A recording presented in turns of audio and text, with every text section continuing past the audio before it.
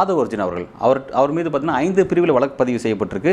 குறிப்பாக வந்து இறையாண்மை சம்பந்தமான சில வழக்குகள்லாம் பதிவு செய்யப்பட்டிருக்கு அப்படிங்கிறத நம்ம பார்த்தோம். ஆனால் இன்றைக்கி அவர் வந்து வெளிப்படையாக ப்ரெஸ் சந்தித்து பேசுகிறார். இந்த தீர்ப்பு வந்ததுக்கப்புறம் பார்த்தீங்கன்னா வெளிப்படையாக பத்திரிகையாளர் சந்தித்து ரொம்ப காட்டமாக பேசுகிறார். அவர் என்ன சொல்கிறார் அப்படின்னா, நாமக்கல் பரப்புரையை முடித்து விட்டு கரூருக்குள் விஜய் வரும்பொழுது காவல்துறை எங்களுக்காக காத்துட்டு இருந்தாங்க.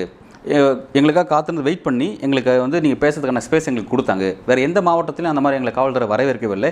இங்கே ஏன் எங்களை வரவேற்றாங்க அப்படிங்கிறது எங்களுக்கு தெரியல அப்படிங்கிறதெல்லாம் குறிப்பிட்டு பேசுகிறார். அவர் விஜய் மீது தவறு இருக்கிறது உணர்ந்திருந்தா ஏன் வந்து அவர் வந்து காவல்துறை அனுமதிக்கணும் பேசுறதுக்கு அப்படிங்கிற ஒரு விஷயத்தை வந்து எழுப்புறாரு. அதே மாதிரி பார்த்தீங்கன்னா சம்மந்தப்பட்ட அந்த இடம் இந்த இடத்துல விஜய் பேசணும் அப்படிங்கிற ஒரு விஷயத்தை காவல்துறை ஃபோர்ஸ் பண்ணி தான் எங்களுக்கு கொடுத்தாங்க. இதை நாங்கள் உச்சநீதிமன்றத்தில் தெரிவிக்க போகிறோம் அப்படிங்கிறத வந்து பேசுகிறாங்க.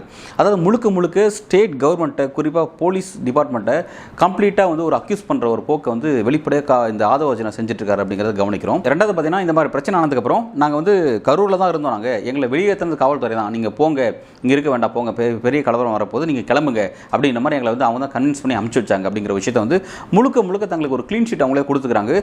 அந்த க்ளீன் ஷீட் தங்களுக்கு கொடுக்கறதுக்காக யார் அக்யூஸ் பண்ணுறாங்கன்னா ஸ்டேட் போலீஸை வந்து அக்யூஸ் பண்ணுறாங்க.